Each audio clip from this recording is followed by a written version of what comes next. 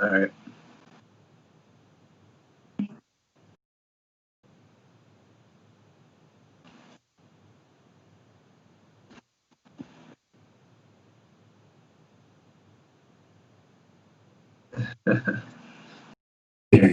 Okay, all right. Can you hear us now? They should be able to hear us now. Okay, so back to I hear you less now, you but hear I can me. still hear you. Okay, you can hear me though. Yeah. You're still getting nothing. All right. Mhm. Oh nope, he says he's got it. All right. So Dave is in the background on the other side of the house yelling that we now have sound. So welcome. Let's start over. So today, August 1st, it's the first already of August. This is crazy. We have with us Argyle Goolsby, which aka Steve is his born name. He is a world traveling artist. He is a singer, a songwriter, a composer, a true artist in a lot of ways.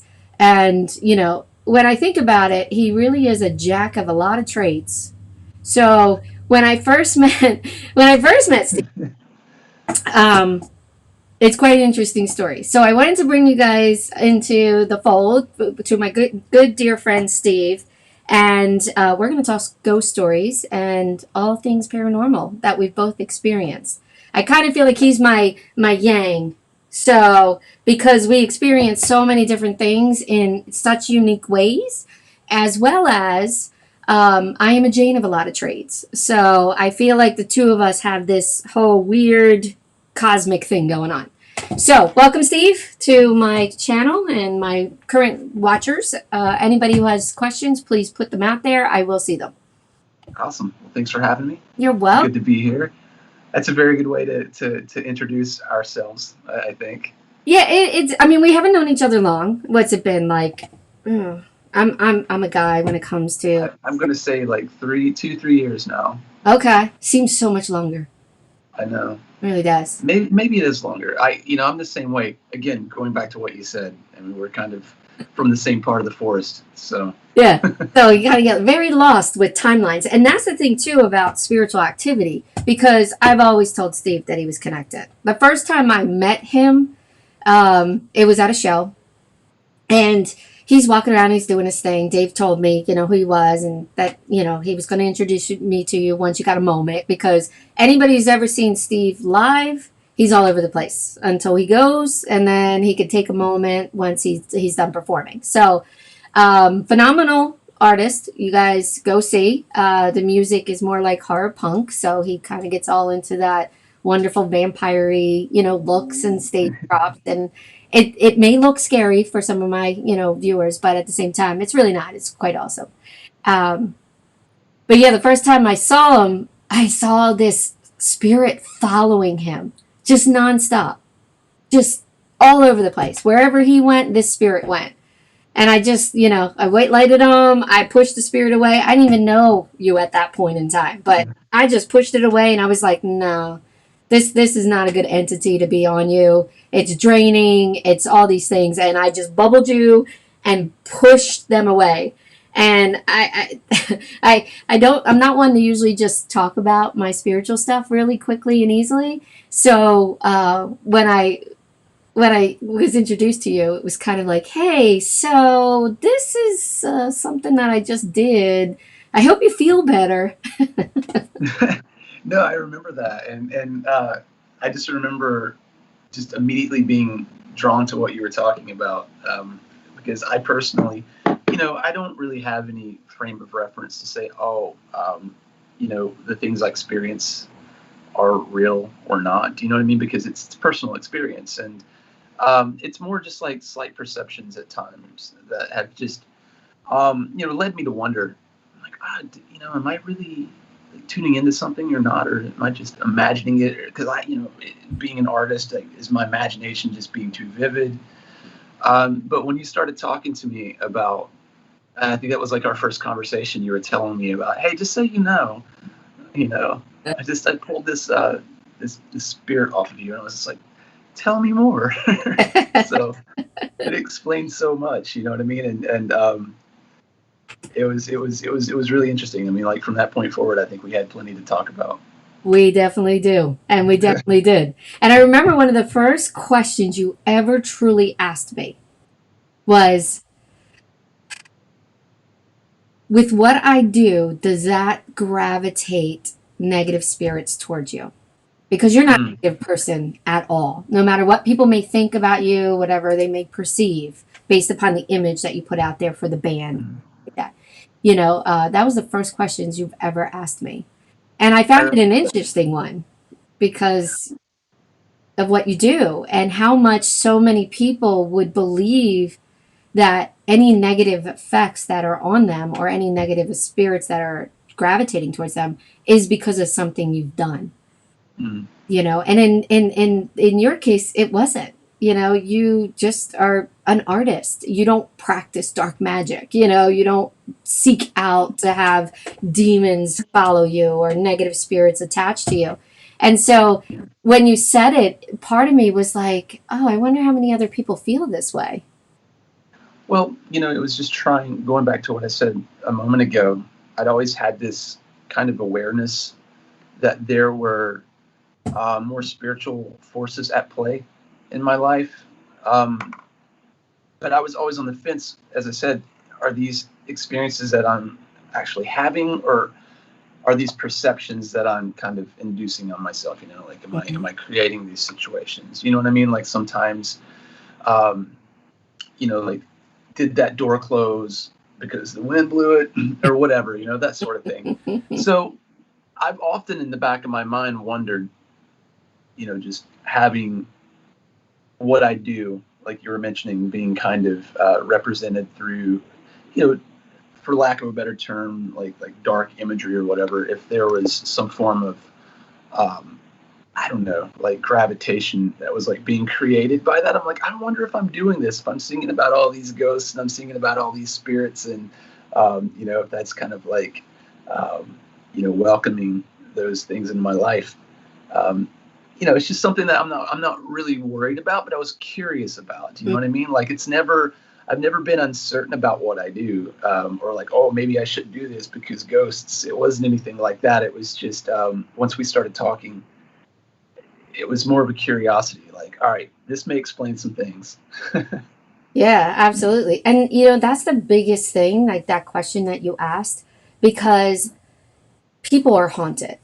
It's very rare places are haunted. They can be, but majority of the time people are haunted.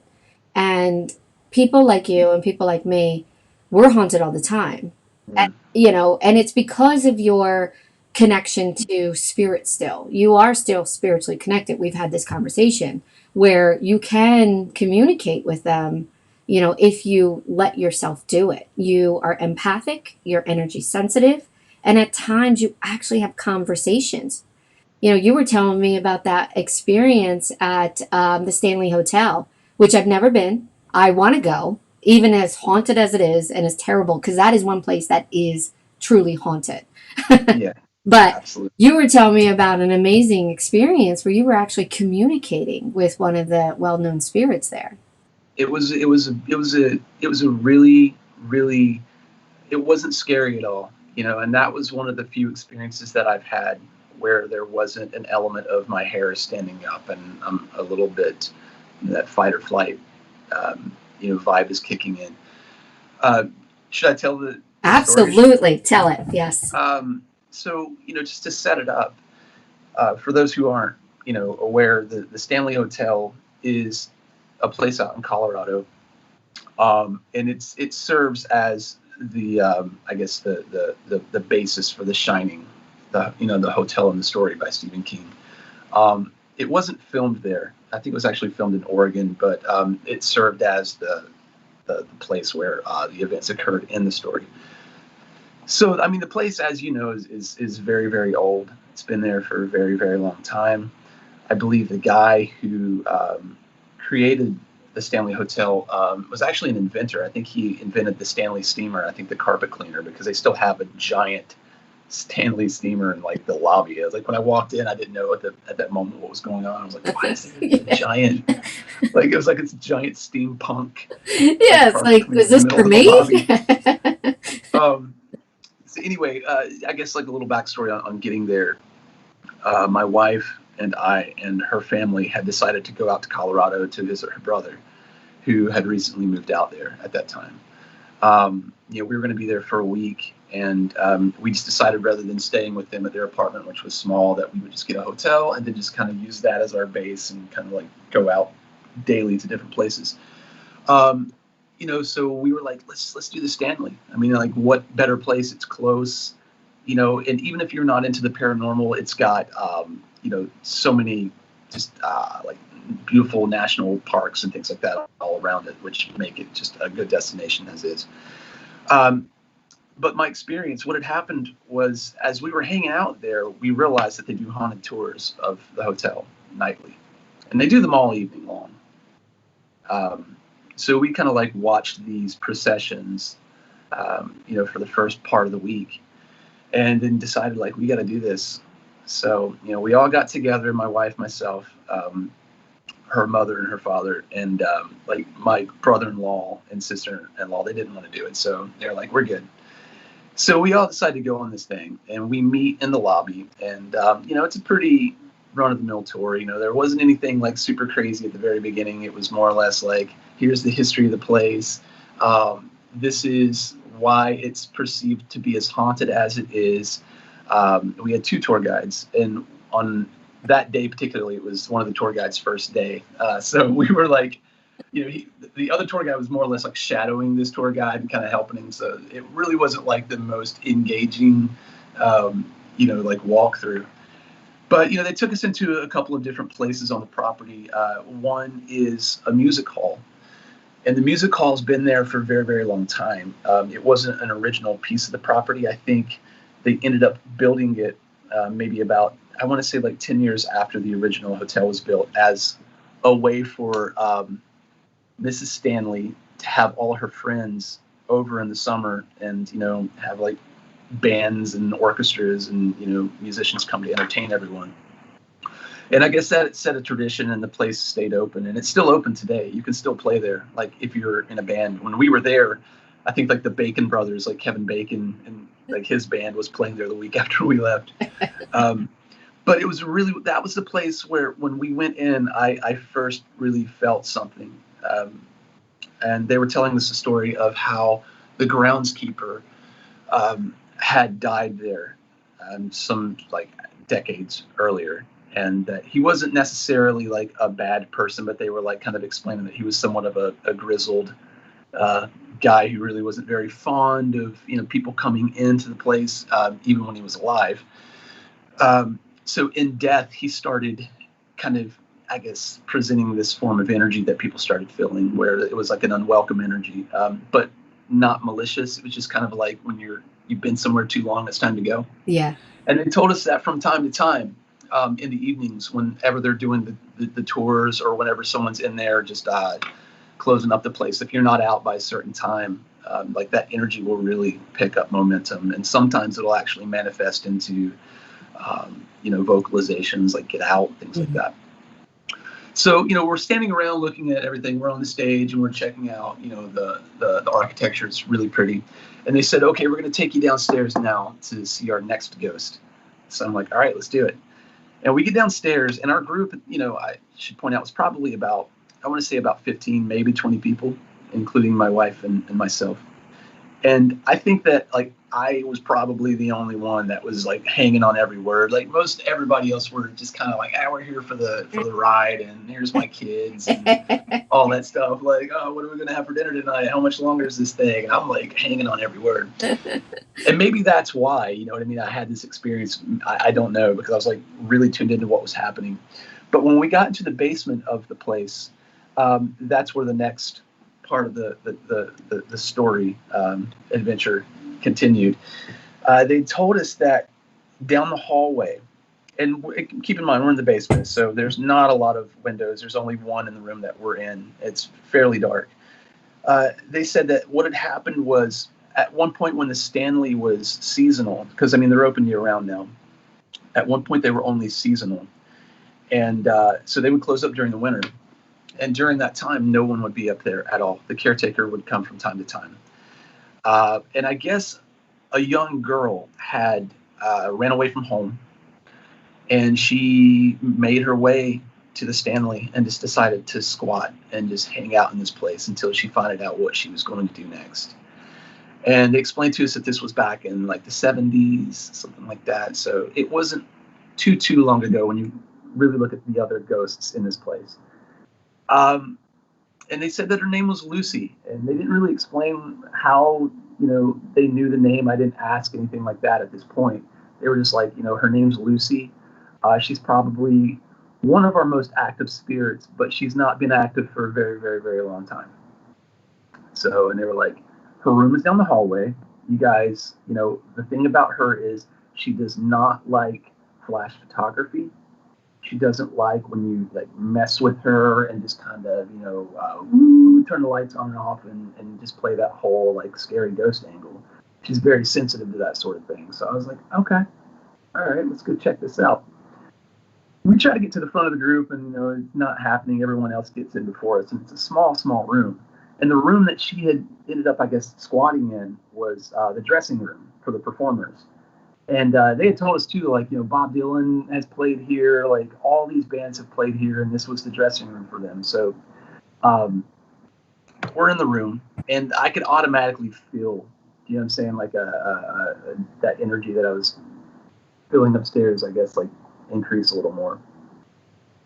But there were so many people in that room. You know what I'm saying? Like, and there was no way to really get like a full gauge of what I was feeling. Right, because of live people in the room. Yeah. Right. Yeah. So what happened was, of course, everyone started taking pictures with flash. Ah. And like I'm generally I'll bite my tongue, but at this point, like people kept doing it, so I said something. I didn't say anything to anyone in particularly, but I was just like, yeah, it's not like they didn't tell us not to use flash photography in here or anything. And a couple people, they acknowledged that. You could see them kind of looking. Yeah, like, oh well, But what had happened was everyone filtered out, and they decided to go down, and tour the rest of the basement.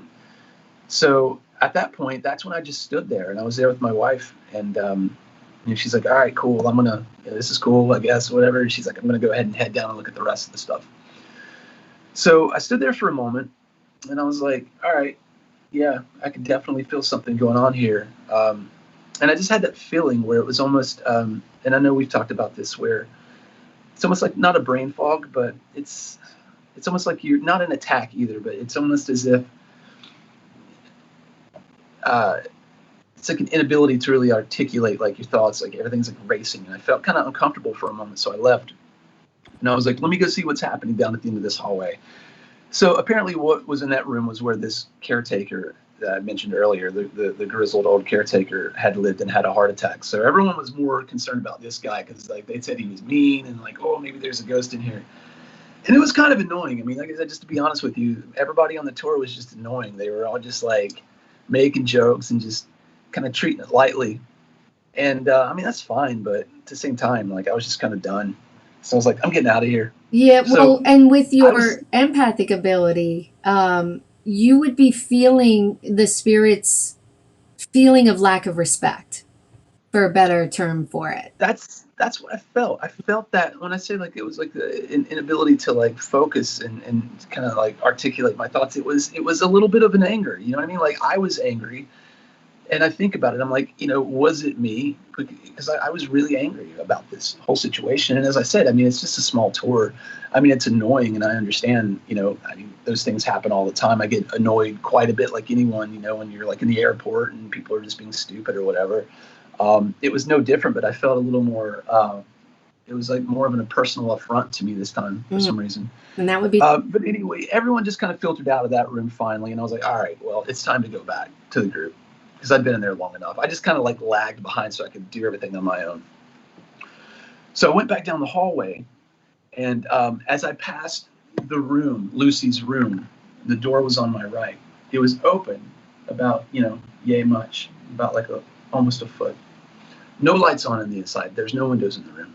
And as I walked by, I saw the door close, but it didn't close all the way. It closed to where it was just a fraction of an inch open. So I stopped and I looked at it. And I looked at the door and I was like, okay, somebody's just messing with me, right? There's somebody in this room. So I go and I touch the doorknob and I try to turn it and it won't turn. It's as if someone's holding it. So I push on it and I could feel it almost like a hand and then a foot. I could feel it like sequentially, like the weight distribute. There was somebody definitely behind that door. And I pushed and it did not move. Yeah. And I pushed and it did not move. And I was pushing. And I was like, all right, whatever, man. The jig's up. I got to get in here. So I let go and I looked at the door. I was trying to like sum everything up. And as I was doing that, it just goes, opens, and it creaks so eerily, right? It's like, and it opens all the way into this dark, empty room. And I was like, all right, man, I got to go in. Like, it wasn't even like, I didn't even think twice about it. I was like, I'm going in. But one thing I do want to point out is, as this whole thing was happening with the door, there were two like teenage girls that I guess had been off, somewhere else, like in the area that I had been in. And they saw this whole thing happen and they were like, are you doing that? And I'm like, no. And they're like, oh my God. And they're like, OMG, OMG. And they start screaming and running down the hallway. So I'm like, let's get out of here, right? So I go in and I just go and I stand in the room. And as I'm standing there, every hair on my body just stood up. And as I said, it wasn't like a maliciousness. It wasn't like a get out. It was more of like an acknowledgement, like I truly felt like I was meeting this ghost. Do you know what I mean? I didn't see anything. It was dark. But I could feel her presence there, as if there were a human, like a group of people in that room, for that matter. It was strong. Yeah. So at that point, they come running back down the hall, and they're like, "Oh, there he is!" And I was so upset because I just wanted to have that moment. Do you know what I mean? Like, I didn't want it to end. Yeah. It was like, it was so nice, and it was so like visceral. Mm-hmm. And like, it was almost like my senses were just plugged into like an electrical circuit. Like, everything became really heightened. And as I said, it was just a really nice experience. I felt really, really, I don't know how to explain it, but everyone came in and they ruined more or less the moment. That was it. And there he is. And everyone's like, what's happening? And of course, they come in and they turn the lights on. Everyone has their cameras out. And they're like, what happened? And I said, nothing happened at all. Nothing. Yeah. And I didn't want to tell anybody about it because I felt like if I said something about it, that it would almost be betraying that trust. Like, I was chosen out of all these people, you know what I mean? Not to make it sound like so, special, but that's how it felt. I was chosen out of this group of people to be given this experience, and I didn't want to like kiss and tell, so to speak. I just kind of wanted to keep it as a personal experience. Yeah. So I wouldn't talk about it, and we made our way back to the group, and everyone was still like pressing me for information, and the two tour guides were like, "Hey, all right, everybody, let's go out here." And this concludes the tour once we get outside. And the one who had been kind of leading the new person, like I guess the more experienced tour guide, had asked me. They were like, "What happened?" And I felt like it was okay to tell them because, that's what they do, and they're there and they're aware of it. And I think they genuinely were interested, and it wasn't like just a sensational, like, tell me about the ghost. And I told them what happened. And they were just like, that's pretty crazy, right? Like, yeah. So, I mean, there's more to this story. I know I'm telling it horribly. I apologize. No, you're not telling it horribly at all. It's funny as you're telling the story, just for those that, watch this. When Steve first told me this story, we were standing outside of a building where he was going to play, and Dave was playing as the drummer. And I think it was Virginia. It's like all the way at the one end, like across PA and down. I think it was. Yeah. And it was where Dave ended up picking for the first time doing an Airbnb, because usually I pick them, and he ended up picking a place that was once a morgue. So good for you, right? Yeah, the whole drive out there, I'm getting a headache, and I'm literally like, oh my God, and I'm so nauseated. And I'm like, talking about that. I don't get sick to my stomach in the car rides anymore. And I just didn't understand it. And then I just kept hearing, you need to protect yourself. So I white lighted and I protected myself, and my headache went away. The nausea went away. And then when we got there, I was like, something is not okay. Not only was it a morgue at one point, which is, talked about throughout the building, but it also was a slaughterhouse. So we're literally sitting eating dinner there, and I'm seeing all this cow, like, and I'm like, what is happening? And I'm looking around, and then I was like, oh god, this was a slaughterhouse too. Oh, this place is Oh, killing me. But so then double we, rainbow. yeah. So Steve's telling me this story outside of this building, not the morgue building, but where they were playing. And when I first get out and I'm standing against the on the sidewalk, and you start talking to me, it's funny because a lot of people don't know me. If I start like looking in a certain direction and seem distracted, I am, because it's spiritual activity. And the building that you guys were playing in, I kept seeing a fire, and that there was people in there that were like seamstress, like kind of slave labor in some ways back in the day, where they were just making clothes and things like that. And there was a fire, and then in the town itself, on every building top, there was Native Americans with bows drawn that I had to talk them down because they wanted to hurt all of us. And Steve's telling me this story about the Stanley Hotel at the same time, and I'm like, holy crap! I remember that. That was in Frostburg, Maryland. That's where Yes, we were. but we That was about a year stayed. ago.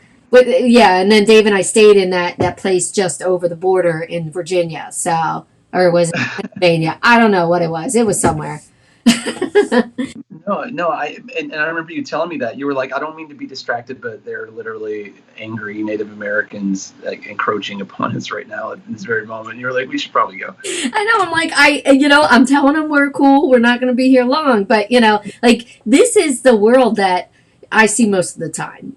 Fortunately for me, Dave is the first person that his energy is very strong, and it pushes spiritual activity away. So it gives me some peace. And he was the first person that I met where I could be around and not being bombarded by spiritual activity, which is quite refreshing in a lot of ways.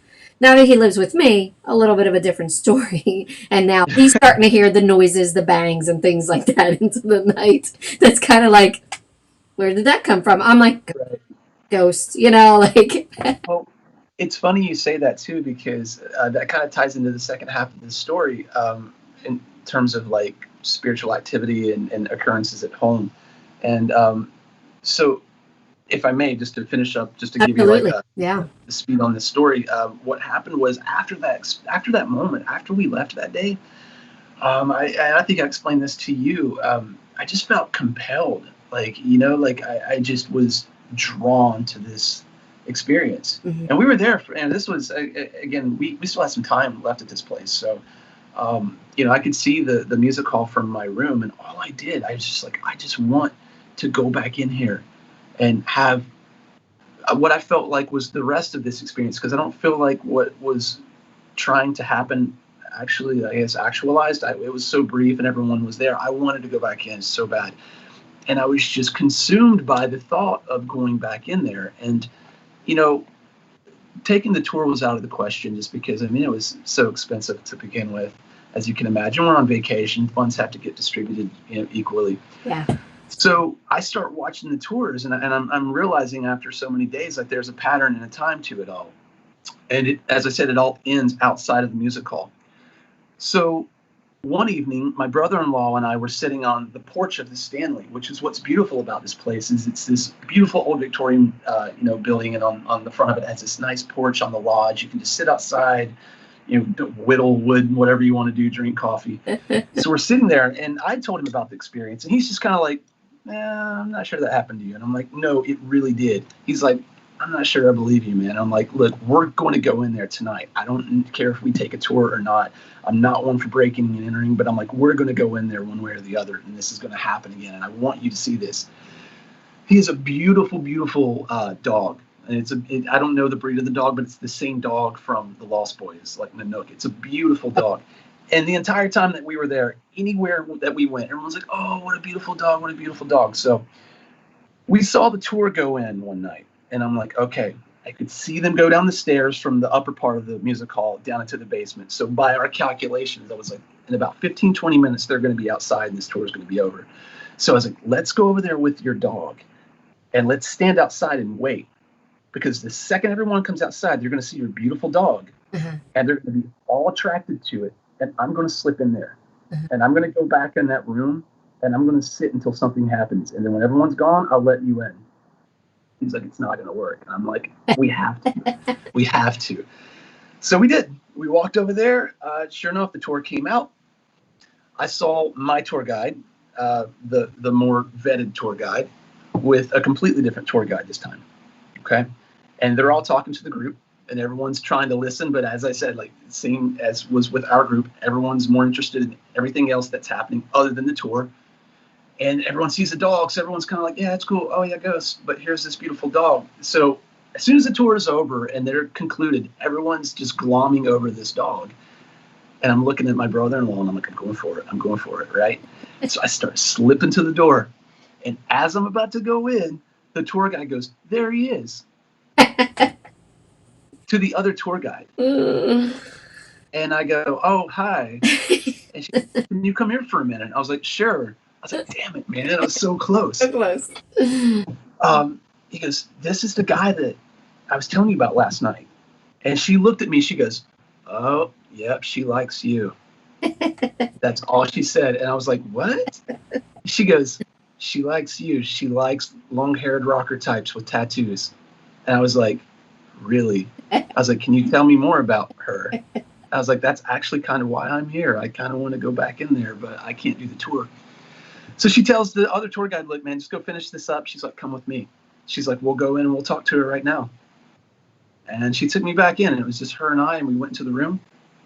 And when we walked in, I mean, I could tell immediately, that she, I guess, was gifted with, for not to be corny here, but with The Shining, right? So she's like, look, I'm going to tell you. She's like, I don't know, a lot of people this may put off, but I feel like your energy's tuned into what I'm going to say. And she's like, the fact that Lucy's communicating with you, it's clear that you have, a receptivity to energy, whether you know it or not.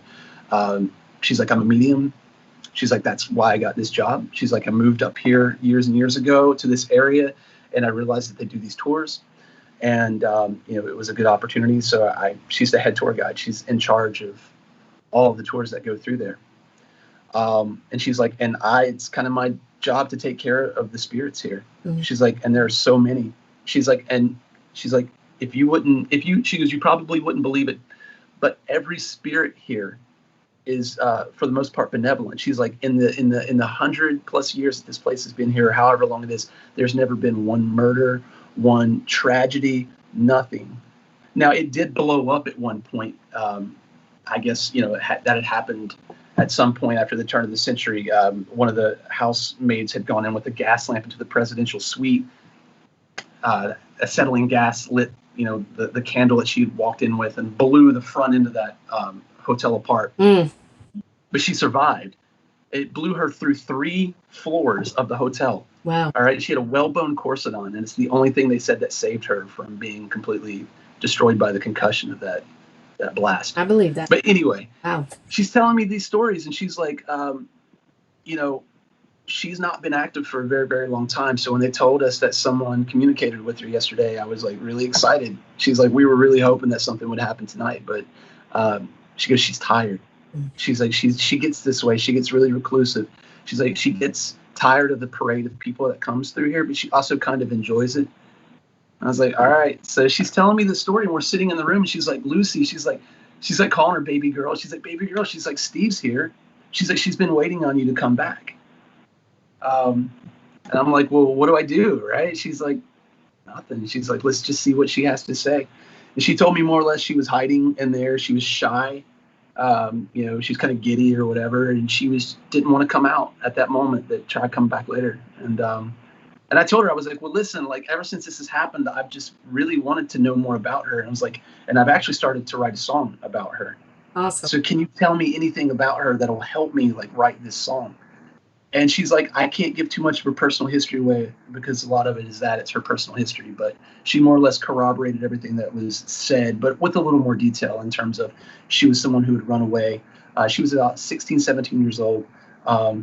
She's like, she's in a pink like go-go dress, like from like Laugh-In or something like that. She was like, very indicative of that time. She said that her favorite song is "You Are My Sunshine," but not the Johnny Cash version because she thinks he's a creepy old man. And she said that her favorite band was Styx. Mm. She loves Styx. So she's like, as long as you write something that does not sound like Johnny Cash singing "You Are My Sunshine" and give it a little bit of a Styx flair, it'll sound awesome. But she gave me her email and her contact, and she was like, when you write it, send it to me, and I'll bring it down here and I'll play it for her. And, I'll get back to you. I've yet to get into the studio to do any of this because there have been so many other numbers of projects come up since then. But it is next on the list is, recording that album that this song will be on. And I really hope to get back there and see her. When we were talking on the way out, she told me, she was like, yeah, I got to tell you, she's like, it gets to the point where I had to take some of them home with me at times. And I'd never heard anybody say that. I was like, well, what do you mean? She's like, some of the spirits are just have like they're more sensitive. Some of them are children. Some of them, even though they're not necessarily unhappy, they still feel lost. She's like, and Lucy's one of them. She's like, I'll bring Lucy home with me sometimes just so she can get away from this place. And I'll give her, a chance to, kind of, recharge or reorient. She goes, but the problem with that is that the other spirits know that I'm doing this, and then they start coming home with me, and I don't know that they're there until I get home, and I have to send like 90% of the ones back. So yeah, it can be overwhelming. It's really interesting to hear her say that stuff. You know what I mean? Like, yeah. Well, since when you do write it, now your fans will know why you wrote that song because people like to know some meanings behind songs. So absolutely. But yeah, no, that's great. Can't wait to hear it. So I'm really curious because time moves way too fast, and I talk way too slow too. Okay, because it's great. These are great stories.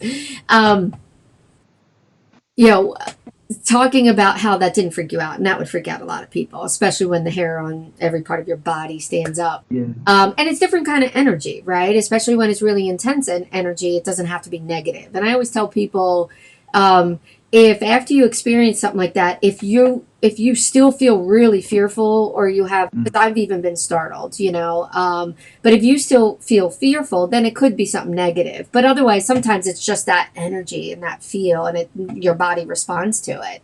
But what's your scariest story? Like your scariest experience, since that didn't freak you out. Those, like I said, I have one experience that is like good. You know what I mean? Like the one that I'm telling you, where I walked away from it more infatuated than I was scared. But I've had some. I don't even know where to begin. I think we were talking about this earlier. There's a place in Germany. There's a town called Illingen, and it's down more towards like the old Alsace-Lorraine area. So it borders France. It's in like Saarland is the area that they call it. My old band Blitzkid, we had been playing there, as far back as 2004 when we started touring Europe. It was always a stop that we would make. As I said, a really small town. So we would do Germany, and we would play like all the bigger cities, like, Cologne, Hamburg, Munich, and places like that. But we hit all these cool little towns, and Illingen was one of them. And it's more of a farming community. So our first experience with this, when we played there, we were in a place called the JUZ, and it's an acronym for a German word that more or less is like a youth organization. Okay. Kind of like, okay, we have this old building, we can't do anything with it, we're going to give it to the kids to do something with it. You guys form your own committees, you make this building work, you keep it open. You know what I mean? So it teaches like that sort of, like skill set. Mm-hmm. So what they do is they put on shows, and we were one of these shows. And we were walking around, and we started noticing in the backstage like all these barred doors. And I was like, what is going on here? And we found out that it was a jail. It was an old decommissioned jail. Very, very old building. And, historical. They didn't want to tear it down, but they couldn't use it. So hence the shows. So we're all hanging out. And we were kind of like wandering through the hallways at one point before the show. And I swear to you, we looked into this one room. Our drummer was with us. And we just saw the shadow just in the corner. Just stand up and move out of, into the light, I guess. So the shadow disappeared. And we were like, did you see that? What the hell just happened? And that wasn't so scary, but that was our first experience there. We go back to Illingen another time, like maybe a year and a half later, play the same venue. And we're like, oh, this is the place. Yeah. And nothing happened. So we're like, bummer. We leave and we go to this old bed and breakfast because, again, small town. There's no like Hilton hotels there. You're staying in people's farmhouses that are like Airbnbs. So we go into this room, and it's the drummer and myself, and then our tour manager is in the room next to us, and then TB and some of the other guys are on the other end of the other wing of the house. So I'm laying in bed and I'm watching TV after the show. Our drummer's like, going to sleep, and all of a sudden the pattern on the TV started turning into that weird herringbone, and it started making these squeals and these noises. And I was like, oh, okay, this is a really old TV. That's whatever. I'm just going to turn it off. Okay. And then I started smelling this real acrid electrical smell. And I got worried. I thought something was on fire. Mm-hmm. So I was like, oh, shit. So I'm like, we got to get out of here. And our drummer's asleep at this point. So I'm waking him up. I'm like, we got to go. So he's like, what the hell's going on? And I told him, I'm like, I don't know, man, but I think there might be a fire in here. So we get up and we leave. And our tour manager, we're like, there's something's going on in our room. She's like, get out of here. Go back to your rooms. Like, leave me alone. So we go back in and we're like, all right, I guess everything's fine. And we go to sleep. And then at one point, I wake up and our drummer's freaking out. And I'm like, what's going on? He's like, we got to get out of here.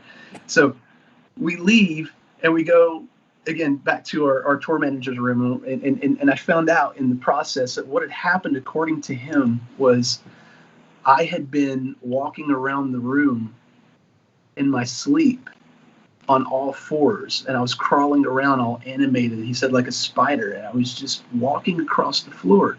And he's like, dude, I was terrified. I was absolutely terrified. You were asleep. I had no idea what you were doing. I just laid over here in the bed, and to the point where I was like, you went back in bed, got in bed, and that was it. And I was like, we got to get out of here. So that's how we ended up out the second time. So we're telling our tour manager this, and she, at this point, it's like 3:30 in the morning, and we have a lot to do. She has more than we have to do, just with the logistics of everything. She's like, look, I don't know what's going on with you guys, but you need to go to bed. You need to leave me alone. I've had enough of this. And she's pissed off, so she goes outside to have a cigarette. So we're sitting in her room, and we're talking about this experience, and then she comes running back in, and she locks the door and she slams it. And she's like, you guys aren't going anywhere. And we're like, what happened? She's like, I was just standing outside smoking a cigarette, and literally I saw this like form come out of the woods, you know what I mean, and just stand there, and then just like melt back into the woods. She's like, it was terrifying. She goes, I don't know what it was. I don't know if it was corporal or not, but it was scary. Like, I felt that immense fear. She's like, and I'm in here right now. And that was our second experience there. Fast forward to the time that Dave was with us in the Roaming Midnight. So this is like almost 10 years later. We're in Illingen again. And I'm like, guys, we're in Illingen. Let me tell you about all this crazy stuff that's happened here. So I'm telling them these stories. And they're like, yeah, okay, that's cool, man. Sure, whatever. We did not play the jail at this point. We played a different place. So it's kind of bummed out about that. And we stayed at a different hotel this time. Yet again, it was another bed and breakfast. It was a very, very old farmhouse. And there were two parts to the farmhouse. There was, part A, part B, and then there was various barns and sundry buildings for, livestock. And I mean, you could just smell the cow manure. I mean, we were on a farm. So we checked in that afternoon. We went, did our thing, played the show, came back. I had a room at the end of the hall on the second floor by myself. I was like, cool, right on, man. I got a room to myself tonight. I go in to take a shower, wash all the makeup off. As I'm standing in front of the sink, there's the little glass shelf with a glass tumbler turned over on a doily. And I'm getting ready, I'm putting the toothpaste on my toothbrush, and I see the glass start doing this. And I'm watching it, and then it stops, and it goes straight across to the other side. And I was like, no, not again. I'm not dealing with this. Not again. I'm not dealing with this. So I was like, I refuse to acknowledge this. And then I heard a bang on the shower. And I'm like, I'm out of the bathroom. I'm going to bed. I got in bed. I turned on the TV. I was watching Family Guy in German. And I was like, oh, Family Guy. Yeah, in German. This is great. This is exactly what I want to watch right now. And I was forcing myself to try to not think about it. And I was like, I'm going to sleep. I'm tired. I'm not dealing with Illingen again. I'm going to sleep. And I eventually fell asleep. And then I had never had this happen before. I've had some experiences where I felt like weighed down, but not with an actual, like, there's a presence. It was almost as if someone like looked over the top of something down at me. It was just this black form, long hair. It was clearly a girl. And it was like she just tumbled over and fell lifeless. And she was falling towards me like this. And as she got right up to my face, That's when I woke up, but I didn't wake up. Like, I woke up in my mind and I was struggling to move. Yeah. And I could not move for the life of me. I finally like wrestled myself out of this catatonic state, and just in a moment of like haste and like, holy shit, I grab the keys and I run outside. I'm in a pair of shorts. I have no shirt on. I have no shoes on. It's April, so it's still kind of like frosty at 4 a.m. You know what I mean? Like in farmlands of Germany. Right. I go running outside. I'm like, I'm going to go stay in the other building. Not because I'm like, good ghosts, but I'm just like, I'm not dealing with like this malicious energy, man. I'm going to get out of here. I go outside and I go knocking on the other thing and no one answers. And I'm like, damn it. All right, cool. Well, I'm going to go stay with the guys in Crypt Keeper 5 because they're at the other end of the hallway. So I go over and I have my key. There's 2 keys. There's the room key and the door key. Key does not work. Key does not work. And I'm standing there turning the key and I'm like, you have to be kidding me. I'm standing there and like the gravity of the situation is now kind of like fully registering. I'm freezing cold. There's like frost on like cow manure all around us. And I'm like standing out there. I'm like, what am I going to do? I cannot get back inside. I don't even know what room Johnny and the guys are in. But I just start doing the math of like, okay, this is where I think I heard their voices in accordance to my room when I went into my room. It would probably be about right here. So I'm throwing rocks for almost an hour at the window. And I see the curtains finally flutter and pull back, and I see the form of Johnny Ott walk to the window, and he's looking like this. And I'm like, down here, down here. So he looks at me, and I'm like pointing to the door. So a few minutes later, not only is Johnny at the door, but the whole gang is at the door, right? Like, what are you doing outside in your underwear?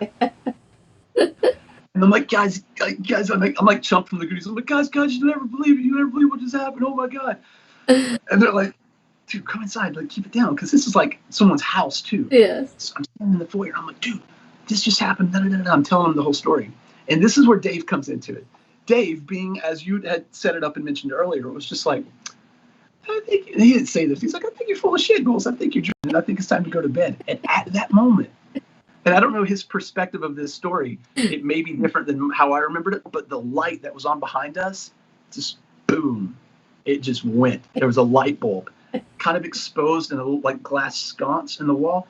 It just goes bing. You could hear it break. You could hear this filament just snap, and the light went out, and we were standing there in darkness as he was sitting there saying nothing happened. And I just remember everyone just quietly and without a word, just ominously just all went back to our rooms. And I was like, I'm sleeping with you guys. I don't know whose room I'm going in. And no one wanted me because like I'm the guy that started this whole thing. And I'm like, I'm going to somebody's room. And I ended up with Johnny and Mikey. And Johnny and I talked about it like after this. And Johnny's a very nonplussed individual. Like, you know, it goes to whatever. But he told me, he was like, dude, after that, like I had a hard time like going to sleep. Like I was legit, like I felt like not unsafe, but I did not feel like the way I felt before this all happened. So that's my scary experience was a trifold, like a cumulative haunting, if you will. Yeah. Well, it's funny because you said, you know, Dave's version. When Dave had called me like the next day when you guys woke up, he was just like, all right, so I'm just going to tell you something. I don't want you to read into it though in any ways. And I'm like, okay. And he's like, so short story is Steve got woken up by something in the middle of the night after some experiences. He was outside in the cold in his underwear for an hour trying to get our attention by throwing rocks out a window.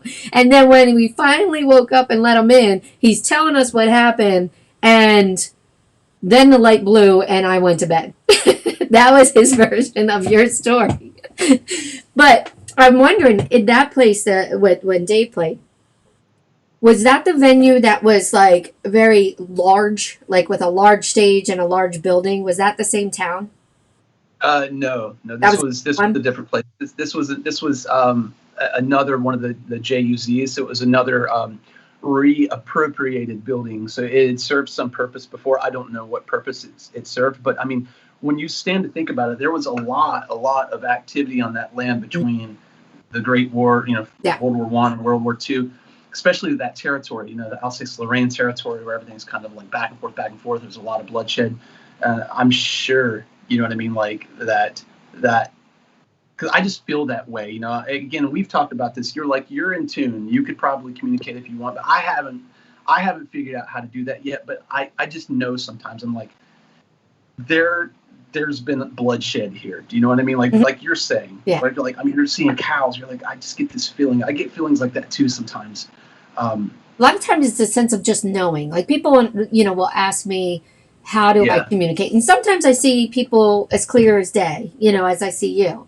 yeah, But more of it's just a sense of knowing who it is, knowing what the story is, just like this information that I just know, even though I have no idea what it's about. But when you guys were over there, before even Dave got there, I think he was on the airplane traveling because he met you guys halfway through. yeah, And I asked to project it, and I didn't know where I went. I just knew I went to this room that had a few beds in it, and it was pitched, very tight quarters. And I was there because it was something negative, like almost demonic presence in that space, and I was protecting whoever was in there, right? And so I woke up exhausted from doing what I did, and then Dave sent me a picture of that. I think it was the first place that he slept. it was. It was the first place that we played on that tour. When you said the pitched roof, I remember exactly. So we all slept in the attic. Yeah, and that's what it was. It was very small, very confined. There was a bunch of beds. And as soon as Yeah, he sent me the picture of it, I was like, oh my God, that's where I was at. Like, so I had traveled over there to get rid of this. And then at the end, so it was like bookmarks for that tour, while I'm here. So that started it. And then the end, it was that I think it was towards the end, the show with the bigger stage, like huge building, and it had like yeah. seating for you guys up above so you can watch. And Dave was taking pictures, and as he took pictures and he sent them to me, I was seeing spirits in the photo, and I'm trying to point it out, Yeah. to him through it, and it was just like it was such a haunted tour, that it's not Oh, surprising that you experienced all that stuff. absolutely. I mean, the places that we'll play in Europe sometimes, it's just so old. Like we played a place called the Golden Krone in Darmstadt, Germany, and I remember the promoter being like, "Oh, just so you know, the room that you guys are staying in, Napoleon slept there." I'm like, "What? Yeah. That's how old these areas are." You know Oh what I'm yeah. saying? So, I'm not surprised at all. I mean, we played in the basements of we played castle ruins and things like that.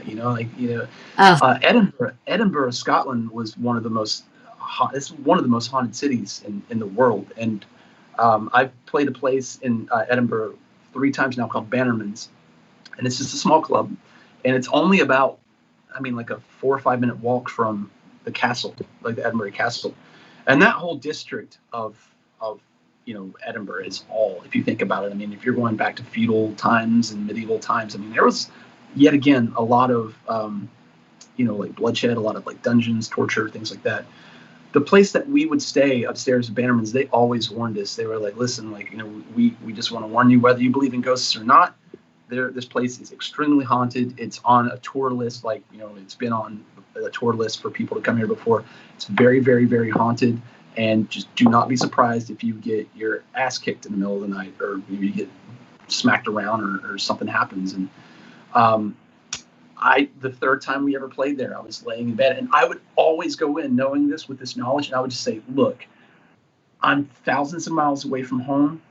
I probably don't want to be here in this room any more than you want to be here in this room for whatever reason you're here. I don't know what time means to you, but there's about 8 more hours of me being here left. So if you can just ride it out, let's just make a truce. I just want to go to sleep. yeah. And I never had any issues. While the other guys they never had like full on aggression doled out to them, but they've been like, yo, there's definitely stuff happening up here. The very last time, and this was the last tour I was on, I didn't have anything like malicious happen, but the bed did start to shake. And that never happened to me before, like anytime I've ever had experiences, but the bed did start to shake to the point where it started like a low hum, and I could feel it more than anything. And then I started noticing it was so gradual that it just started, like those little football players on those games that you get as a Yeah. kid, the little metal football field, and they just buzz around. That's what it felt like. Mm. And I was like, this is not happening, man. Like, please, not tonight. I was like so tired and like dead to the world. But that was really it.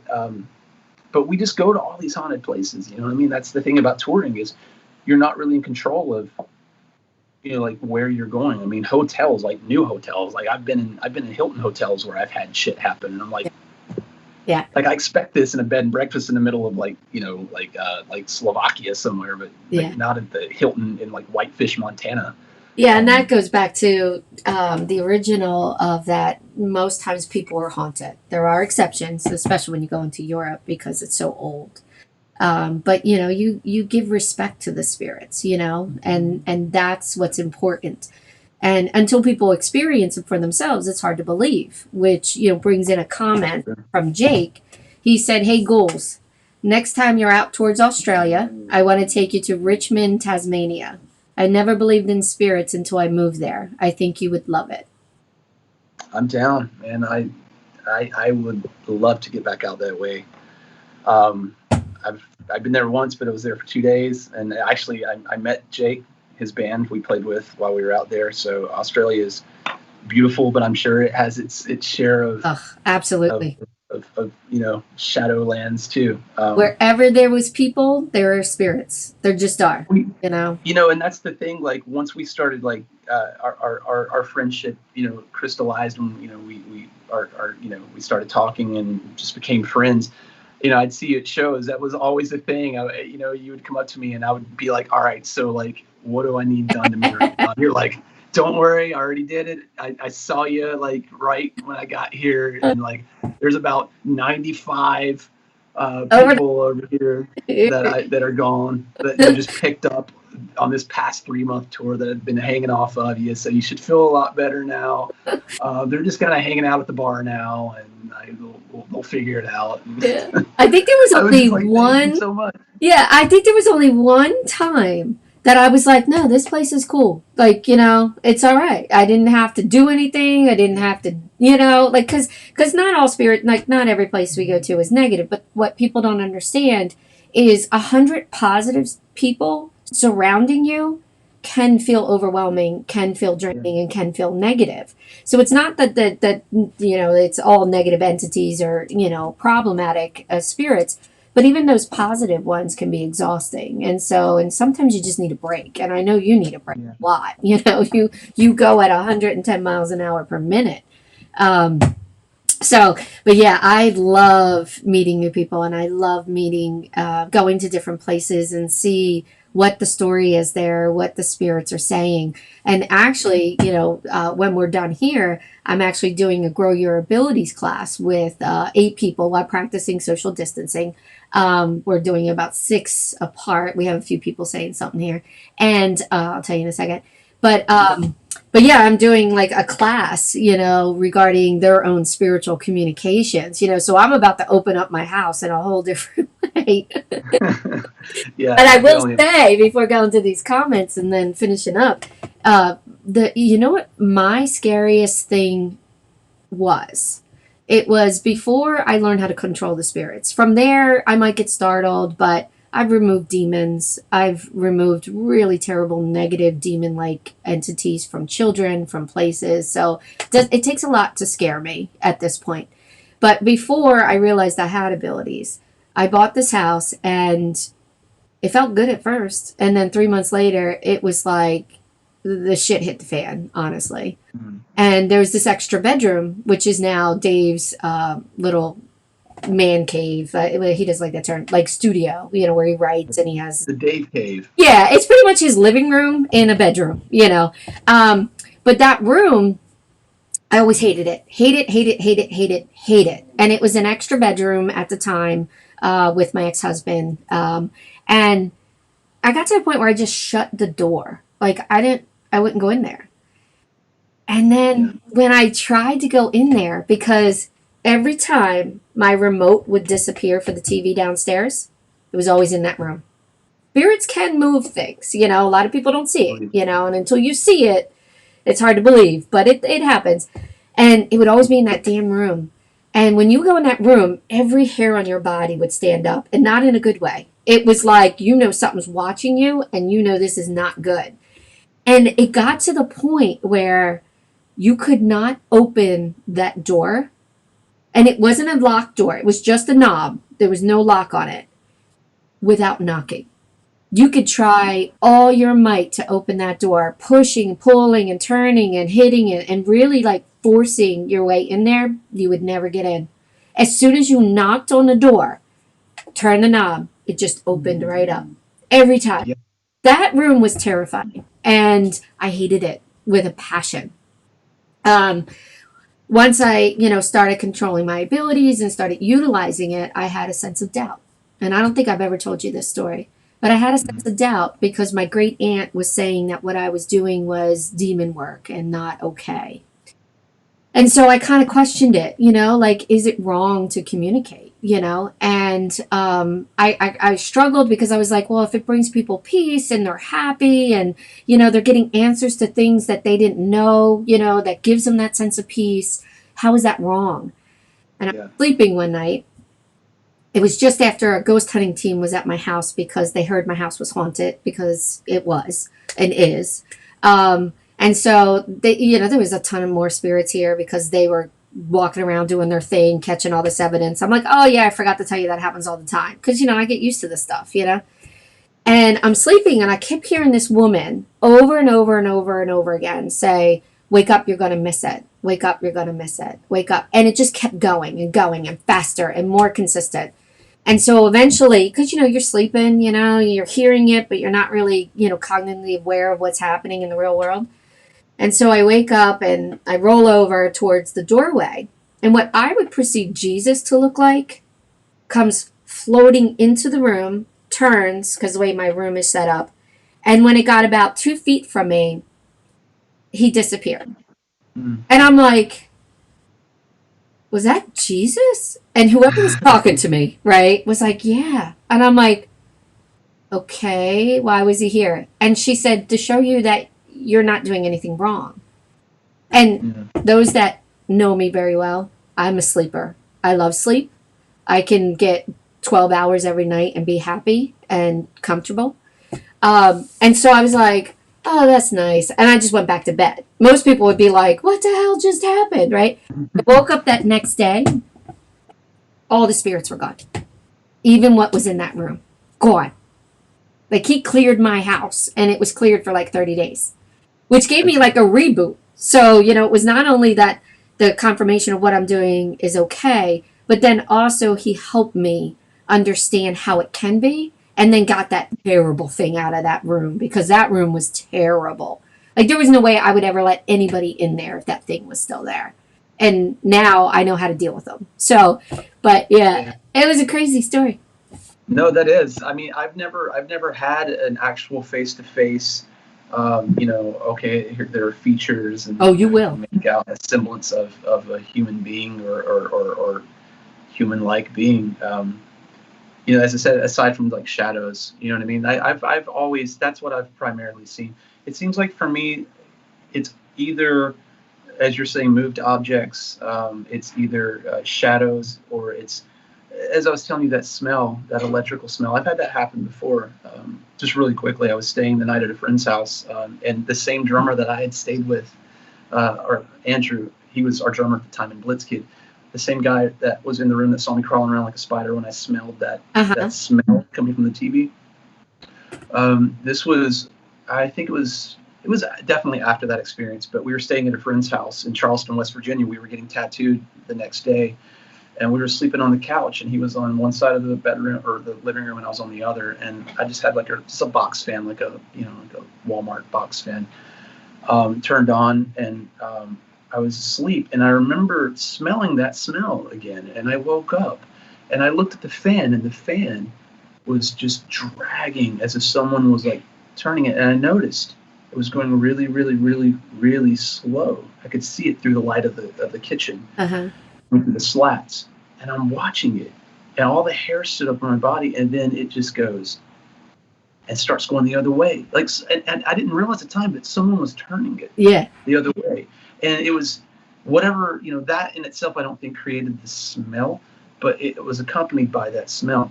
And I remember going over, and I was like, hell no, man. And I went over, and I Stripes, wake up. And I was shaking him. He was just like bouncing. He was out. And I was like, if you can hear me, I'm going to the van. I'm going to sleep out there. I'm not opening the van. If you're not coming, I'm not opening the van. When I leave, you will not see me again until tomorrow morning. And I was like, that's it, I'm out. And I go outside, and it's cold. It's very cold. It's in the winter. And I go get in the van. I'm under like a bunch of sleeping bags, and I hear boom, boom, boom, boom, boom, boom. And it's him. And he was like, dude, I could hear you.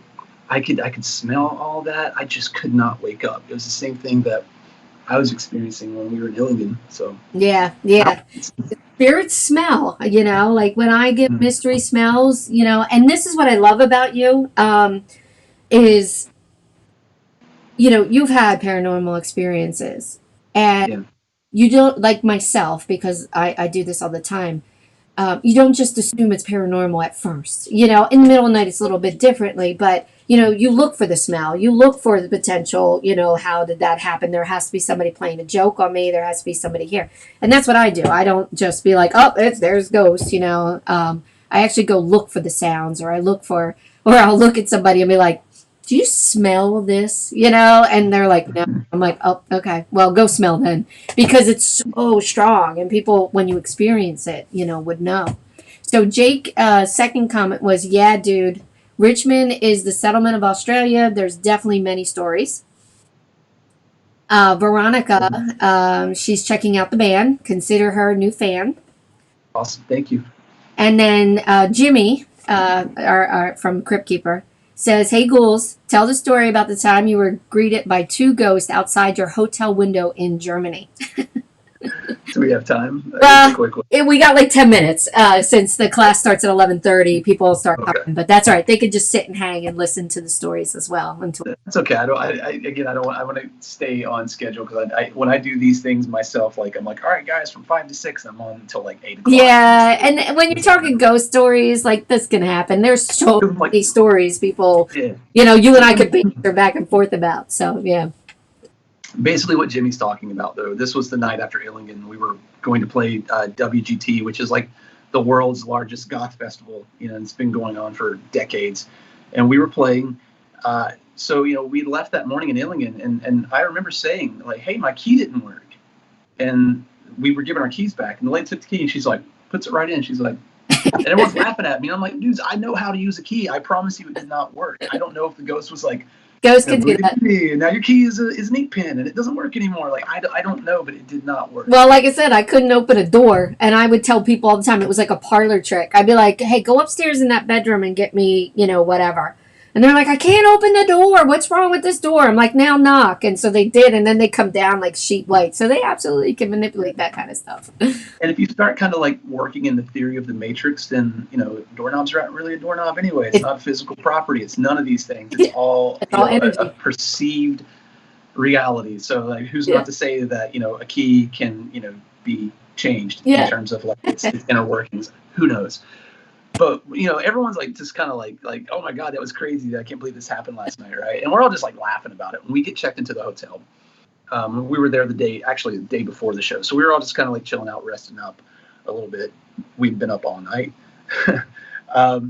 So that day I was like, all right, we're checked in. I'm just going to get like a power nap. I'm going to sleep all day. I'm going to sleep until tomorrow. Like, it's like 3 in the afternoon. I'm just going to go out, and I'll wake up at 9 in the morning, go play the show, and I'll be good for the rest of the tour. I don't need to sleep anymore. And I'm laying there, and I have the curtains drawn, and I've got all the towels stuffed onto the windowsill, so no light sneaks in. And then all of a sudden, I hear, woo, woo, the Scooby-Doo ghost, and my eyes pop open. And for a split second, I was like, "You gotta be kidding me!" Oh my God, right? But it sounded so funny. I was like, This is like the goofiest ghost. Like I immediately, like, my fear was allayed. I was like, if this is a real ghost, then it's like the ghost of the biggest cartoon character ever. And I heard Jimmy laugh. I heard, ha, ha, ha. I knew he was laughing. I was like, that's Jimmy. So I go to the curtains, I follow the sound, and I pull the curtains open, and it's bright. And there, out on, because we're over top of, when you think of hotels, like the loading area, when you pull your car under that, like that, our room is like directly above that. So Jimmy and Carlos, Loki, were in the room next to me. They literally just opened their windows, took their bed sheets, put them on, walked across this thing, got in front of my window, and started doing their ghostly howls. And then there they were. They're like, Goolsby, we're a bunch of ghosts to haunt you. And I was just like, oh, thanks, guys. I appreciate that. I'm glad you guys feel my pain right now. But that was good. That was Jimmy the friendly ghost. Yeah, you gotta love Jimmy. I don't know. Did I ever tell you first time I met Jimmy? No, I don't think so. He's a prankster. That he is. That he is. First time I met him was at the Mill Hill basement, and I had gone there with a friend, and we were sitting up at the bar. And this is back when I just knew Dave as PT Dave, and I was getting treated and stuff like that. And we came to check out a show, and we're sitting there, and I'm sitting next to Dave, and my friend was sitting on the other side of Dave, and next thing I know, I have a napkin like in my face as this voice is saying, "Just go to sleep, just go to sleep," and I'm like, where the hell am I? And I was totally freaked out, and part of me is kind of like, all right, what's happening? And I turn and I look, and here's Jimmy, and Dave's just shaking his head, like embarrassed a little bit, and he's like, "This is Jimmy." And I'm like, Jimmy, that's all you can say. That's all. He's like, "This is Jimmy," and he did it to one of the other friends that came along too. At a different point, he came up to her and did the same thing, and I thought she was going to turn around and punch him, like seriously. And I'm like, "I'm sorry, that's Jimmy. He did it to me already."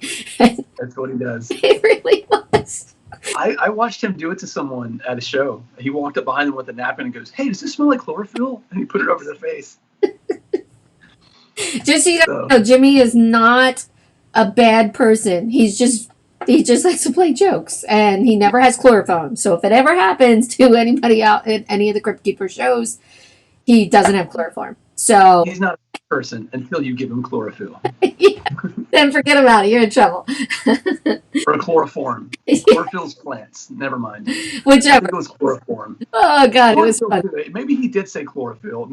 Maybe that's the joke. I don't know. I don't know. I mean, it could be both because it's Jimmy. So maybe he realized after the one girl that I was with that wanted to punch him after he did that and hated him the rest of the night. Maybe he thought, well, maybe I changed the name just enough, then people know it's not the real thing. Yeah, it's a chlorophyll. Like, why? What can I do with a plant? God, you're safe. You're fine. Oh, it's funny. You'll have to tell me at some point. I know we're probably out of time, but you were telling me that there's probably a story that I don't even know in regards to the ghost story. Yes. You remember? Yeah, so. Yeah. There's quite a bit. Just in some of the travels, but then over in Europe. I remember Dave telling me that there was just this weird, this one room, and I don't recall which building or which, I think it was like in the middle of the tour, that he was just not comfortable. Like he said he felt like on edge, and that he wanted to get out of there. Like absolutely wanted to get out of there. But yeah, most of the stuff is what happened to everybody else with him. And it's surprising because of his energy and how much he does, keep himself pretty protected and pushed. Like the first time I was at John's house, I was doing my normal thing, which is like looking off in the distance and kind of like seeing what's there and what's happening. And this is Mama Ott's house, not his house. And I was seeing gangsters. I was seeing Native Americans, especially in that basement. Like, oh my God. That basement's terrible. Sorry, I don't mean to. No, it's fine. Like, when you say the basement, I'm just like immediately like, because that basement is a portal. And I am telling you, the first time we ever stayed at Mama Ott's, like his parents' house, we were recording 5 Cellars Below, which is like one of the last Blitzkid records that we did. So this was 2005. And I'd met Johnny, through like just various bands in this genre, and he was like, "Listen, you're going to be recording where we record." And Jason from Mr. Monster, he had recorded there too. So Johnny's like, "You could just stay with me at my house," and we're like, "Dude, that's awesome. We're going to be here for like 2 weeks." He's like, "Totally fine." So we go there and we go in the basement, and there's like a pool table and there's all this cool stuff. And we're like, "Oh, Nordic track and all this crazy stuff." And we're just like kids, like playing like in this basement of amazing stuff. There's like a Bon Jovi poster like that they won at like clearly at like the boardwalk somewhere. We're like, "Oh, it's so New Jersey down here." And one of the first nights that I was staying there, and you've been in that basement, there the washing machine and dryer is down there, and it's under the bathroom, and you can see through the vent in the bathroom floor a little diffused light. So there's just enough light to where you can, after the lights are out down there, you can see a little bit. Uh-huh. And I remember I was in like one of those mummy sleeping bags where your face sticks out, and I was sleeping on the floor, and I was between the wall and the pool table. And I remember John saying like, hey man, like you guys move around the house however you want, but my mom may come down here to do laundry at some point. So I see backlit by this diffused bathroom light, this person, again, a silhouette doing this, looking down, just like doing this at me at one point. And I'm like, oh, hey, I'm sorry. Do I need to move? And they just walked away. And I told Johnny about it, and he hadn't told me anything about the basement being haunted. He's like, oh, yeah, it was probably just my mom. And then when we got home from the tour or from recording, he's like, dude, just so you know, that was probably a ghost. And he's like, I didn't want to tell you this, but my basement is haunted. He's like, I've seen everything from like a hippie. He's like, I saw a dude in full on like fringed like jacket with like, day glow green, butterfly collar, polyester shirt. And he goes, like you said, I've seen gangsters. And he's like, and Johnny's just so like matter of fact about it. He's like, the day that you guys got there, as a matter of fact, the day that you were coming, like before you got that night, I remember looking down the stairs, and I'll never forget how he described this. He goes, and I saw an old lady, and she put her hands on the railing to go up the stairs, and she came out of the darkness and looked up. He goes, and she reminded me of the guy on the cover of the Black Sabbath Paranoid album cover. Yeah. And I was like, huh? And I looked at the album cover, and I was like, holy shit. And from that point forward, I mean, we stayed in that basement all the time. I mean, that wasn't our only trip to Johnny's. That would be like our satellite location on tour. We'd stay there for weeks at a time. And we were all aware of the basement at that point, and it knew we were aware. Yeah. And there was that tiny little door down there, and you've seen it. It would open all the time. It was to that weird root cellar with a dirt floor. And I was like, dude, you got bodies buried in here or something. I never looked in there. I never looked in that there's parts of that basement that I'm like, protection, especially when I'm hanging out anywhere there. So, but yeah, there's gangster, what I would describe gangster ghosts, a lot of a Native American, lots of spirits in that basement. And, it's intense. It really is intense. And it was, and some of that is, again, people, right? So John and even his brother Frankie, having abilities and stuff. But even at John's current house where he lives with his wife, it was the first time I was there. I was like, are you okay if I clear the house? Because by this point, they already know what I do, right? I'm like, are you okay if I take care of? Because you got a lot of stuff, especially this bedroom. And you've been in that bedroom. Recently, I came out and cleared it again and created, removed that spiritual pathway. But I'm like, and I need to go in the basement because there's a lot down there. And I know it freaked Leanne out a little bit, but at the same time, she's like, oh yeah, go do your thing, So it's kind of, nobody asked me to do it. It's just I do it because, one, for myself, and so that I can be comfortable and I can be engaging, because otherwise I'm distracted. But then two, why should you guys have to live like that, right? And have that kind of energy. So, and it looks like my people are starting to arrive. So thank you so much. And we'll definitely have to do it again, and get some more stories in. This is definitely an installment series for sure. I think so. And I apologize if I've rambled on, through our time. Like ghost stories, when you start talking about them, it is. Yeah, absolutely. But yeah, I really appreciate you having me on, and thanks for what you do, and thanks for always, getting my back, literally. You know what I mean? To like. Absolutely. Yeah, we can, figure it out. Maybe do like the first Saturday of the month. We'll have ghouls appear or something like that. But you and I will chat outside and kind of figure out what works with your schedule, because we can talk about this stuff all day. There's tons of stories. I'd be happy to. Yeah. Yeah. I'd love to. All right. Thanks, Steve. Yeah. Thank you so much for having me, and I'll talk to you later. Yes. Bye. Bye.